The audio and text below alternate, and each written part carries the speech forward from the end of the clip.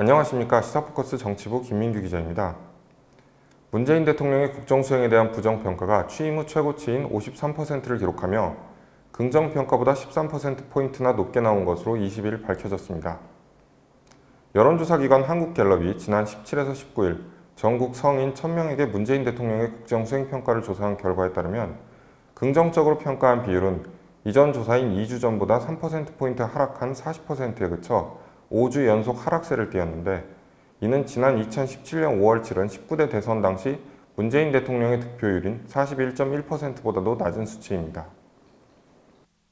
반면 부정평가한 비율은 2주 전에 비해 4%포인트 상승하며 50% 선을 돌파했으며 의견 유보는 7%에 그쳤는데, 이 같은 결과와 관련해 한국갤럽은 자유한국당 지지층은 97%, 바른미래당 지지층은 84%가 부정적이며 지지정당이 없는 무당층에서도 긍정평가는 22%에 그친 데 반해 부정평가는 61%에 달할 만큼 부정평가가 더 많았다고 설명했습니다.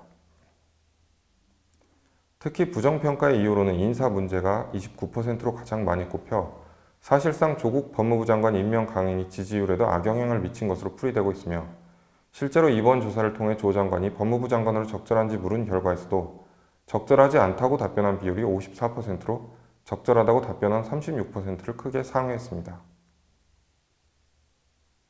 이 밖에도 경제, 민생 해결 부족이 20%, 독단적, 일방적, 편파적이란 답변이 10%, 전반적으로 부족하다고 평한 비율이 7%를 차지했고, 북한과의 관계나 친북 성향을 지적한 비율은 6%로 집계됐으며, 반대로 긍정적으로 평가한 이유에선 외교 잘함이 18%, 개혁 의지, 적폐 청산이 9%, 복지 확대, 북한과의 관계 개선 등이 7%로 나타났습니다.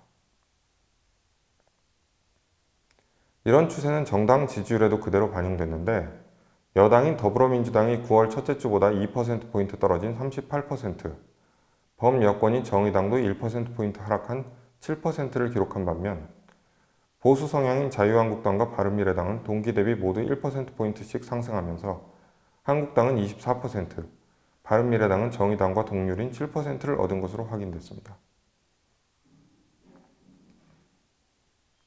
한편 전화조사원 인터뷰 형식으로 진행된 이번 조사의 표본 오차는 95% 신뢰 수준의 플러스 마이너스 3.1%포인트이며 응답률은 17%이고, 보다 자세한 사항은 중앙선거 여론조사 심의위원회 홈페이지를 통해 확인하실 수 있습니다.